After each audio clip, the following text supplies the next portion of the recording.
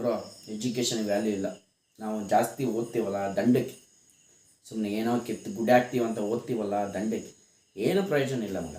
ಇಲ್ಲಿ ನೋಡು ಗುರು, ಇಲ್ಲೊಬ್ಳು college topper ಅಂತೆ, ಗೋಲ್ಡ್ ಮೆಡಲಿಸ್ಟು, 50 ಸರ್ಟಿಫಿಕೇಟ್ ಅವೆ, ಯಾವ ಕಂಪ್ನಿಯಲ್ಲಿ ಕೆಲಸ ಸಿಗ್ತಾಯಿಲ್ಲ.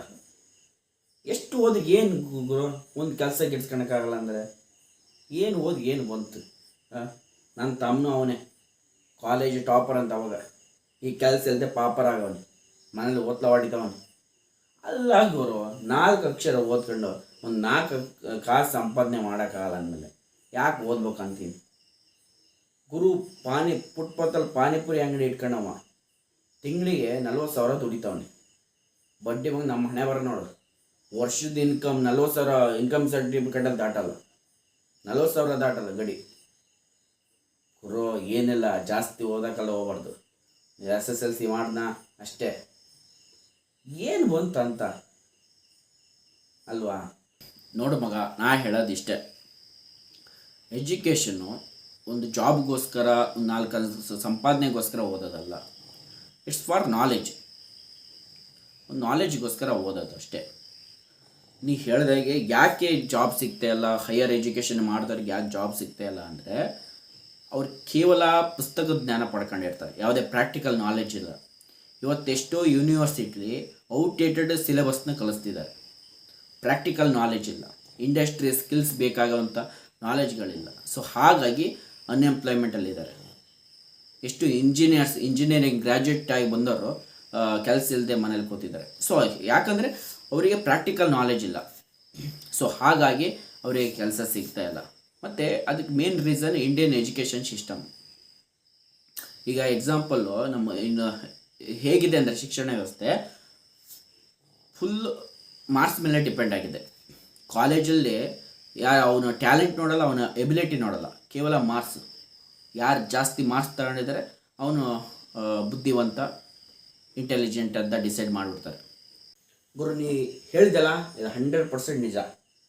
ಪ್ರೈಮರಲ್ಲಿ ನಮಗೆ ಮ್ಯಾಥ್ಸ್ ಗಣಿತ ಟೀಚರು ಬೀಜಗಣಿತ ಹೇಳ್ಕೊಡೋರು. ಆ ಬೀಜಗಣಿತ ಸೂತ್ರ A+B² = A² + B²+2AB. ಆ ಫಾರ್ಮುಲಾ ಇನ್ನೂ ನೆನಪೈತಿ. ಬಡ್ಡಿ ಮತ್ತು ಅದು ಎಂತಾಗ ಬಳಸ್ತಾರೆ, ಎಲ್ಲಿ ಅಪ್ಲೈ ಮಾಡಬೇಕು, ಏನಕ್ಕೆ, ಎಂತಕ್ಕೆ ಬರೆಯೋದು ಒಂದು ಗೊತ್ತಿಲ್ಲ. ಪಾಯಪಟ್ಟು ಮಾಡೋಣ, ಕಂಠಪಡ ಮಾಡೋಣ, 5 ಮಾರ್ಕ್ಸಿಗೆ ಫಾರ್ಮುಲಾ ಬರೆಯೋಣ. ಈಗಲೂ ಅರ್ಥ ಆಗಲಿಲ್ಲ. ಅದು ಬಿಟ್ಟಾಗ ಗುರು, ನಾವು ಇಂಗ್ಲೀಷ್ ಎಷ್ಟು 12 ವರ್ಷ ಕಲ್ತೀವಿ ಅಲ್ವಾ? ಕಸ್ಟಮರ್ ಕೇರ್ ಯಾರ ಇಂಗ್ಲೀಷಾಗಿ ನಮಗೆ ಮಾತಾಡೋಕ್ಕೆ ಬರಲ್ಲ, ಏನು ಕಲ್ತೀವೋ ಏನೋ. ಮೊದಲೆಲ್ಲ ಗುರುಕುಲ ಸಿಸ್ಟಮ್ ಇತ್ತು. ಅಲ್ಲಿ ಹೇಗೆ ಕಲಿಸ್ತಿದ್ರು ಅಂದರೆ, ಅವರ ಟ್ಯಾಲೆಂಟ್ ಏನು, ಅವರ ಎಬಿಲಿಟಿ ಏನು, ಯಾವ ಫೀಲ್ಡಲ್ಲಿ ಎಕ್ಸ್ಪರ್ಟ್ ಇದ್ದಾರೆ. ಈಗ ಉದಾಹರಣೆ, ಮಹಾಭಾರತದಲ್ಲಿ ದ್ರೋಣಾಚಾರ್ಯರು ಕೌರವರಿಗೆ ಪಾಂಡವರಿಗೆ ಅವರವರ ಸಾಮರ್ಥ್ಯಗಳ ಅನುಸಾರವಾಗಿ ಅವರಿಗೆ ಕಲಿಸ್ತಾ ಇದ್ರು ವಿದ್ಯೆಗಳನ್ನ. ಈಗ ಭೀಮನಿಗೆ ಹಾಗೂ ದುರ್ಯೋಧನನಿಗೆ ಗದಾಯುದ್ಧನ ಕಲಿಸ್ತಿದ್ರು. ಅರ್ಜುನನಿಗೆ ಅವನಿಗೆ ಬಿಲ್ಲುಗಾರಿಕೆಯಲ್ಲಿ ನೈಪುಣ್ಯತೆ, ಹಾಗಾಗಿ ಬಿಲ್ಲುಗಾರಿಕೆಯನ್ನು ಕಲಿಸ್ತಿದ್ರು. ನಕುಲ ಸಹದೇವರಿಗೆ ಕತ್ತಿ ವರಸೆ ಕಲಿಸ್ತಿದ್ರು. ಅಂದರೆ ಅವರವರ ಸಾಮರ್ಥ್ಯಕ್ಕೆ ಅನುಗುಣವಾಗಿ ಅವ್ರಿಗೆ ವಿದ್ಯೆಯನ್ನು ಕಲಿಸ್ತಿದ್ರು.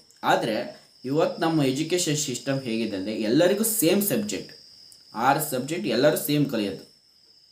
ಅವರ ಟ್ಯಾಲೆಂಟ್ ನೋಡಲ್ಲ, ಅವರ ಎಬಿಲಿಟಿ ನೋಡಲ್ಲ, ಅವರಿಗೆ ಯಾವುದ್ರ ಮೇಲೆ ಆಸಕ್ತಿ ಇದೆ, ಪ್ಯಾಷನೇಟ್ ಯಾವುದ್ರ ಮೇಲಿದೆ, ಏನೂ ಸಪೋರ್ಟ್ ಮಾಡಲ್ಲ. ಪೇರೆಂಟ್ಸು ಅಷ್ಟೇ, ಹುಟ್ಟಿದಾಗೆ ತೊಟ್ಲು ತೋರೊಳಗೆ ಅವರು ಡಾಕ್ಟ್ರ್ ಆಗಬೇಕು, ನನ್ನ ಮಗ ಇಂಜಿನಿಯರ್ ಆಗ್ಬೇಕಂತ ಕನಸು ಕಟ್ಕೊಂಡಿರ್ತಾರೆ. ಯಾರೊಬ್ಬರು ಸಪೋರ್ಟ್ ಮಾಡಲ್ಲ, ನನ್ನ ಮಗ ಆ್ಯಕ್ಟ್ರ್ ಆಗಬೇಕು, ಡ್ಯಾನ್ಸರ್ ಆಗಬೇಕು, ಅಥ್ಲೆಟ್ ಆಗ್ಬೇಕಂತ ಏನೂ ಕನಸು ಕಟ್ಕೊಂಡಿರಲ್ಲ. ಸೊ ನಾ ಹೇಳೋದೇನೆಂದರೆ, ಈಗ ಪ್ರತಿಯೊಬ್ಬನಿಗೂ ಟ್ಯಾಲೆಂಟ್ ಇರುತ್ತೆ, ಸ್ಕಿಲ್ ಇರುತ್ತೆ, ಅದ್ರ ಮೇಲೆ ಫೋಕಸ್ ಮಾಡಬೇಕು. ಈಗ ಅನ್ಎಂಪ್ಲಾಯ್ಮೆಂಟ್ ಅಂತ ಯಾರು ಮನೇಲಿ ಕೂತಿರ್ತಾರೆ ಅವರೆಲ್ಲ ಜಾಸ್ತಿ ಅದರ್ ಕೆರಿಯರು, ಅವರ ಒಂದು ಯಾವುದು ಇಂಟ್ರೆಸ್ಟ್ ಇದೆ, ಒಬ್ಬನಿಗೆ ಆರ್ಟ್ಸ್ ಮೇಲೆ ಇಂಟ್ರೆಸ್ಟ್ ಇದೆಯೋ ಅದರ ಮೇಲೆ ಫೋಕಸ್ ಮಾಡಿ, ಆ್ಯಕ್ಟಿಂಗ್ ಮೇಲೆ ಇಂಟ್ರೆಸ್ಟ್ ಇದೆಯೋ ಅದ್ರ ಮೇಲೆ ಫೋಕಸ್ ಮಾಡಬೇಕು. ಸೊ ಹೀಗೆ ಅವರವರ ಕೆರಿಯರ್ನ ಅವರೇ ಬಿಲ್ಡ್ ಮಾಡ್ಕೋಬೇಕು. ಸೊ ಇದೇ ಸೊಲ್ಯೂಷನ್.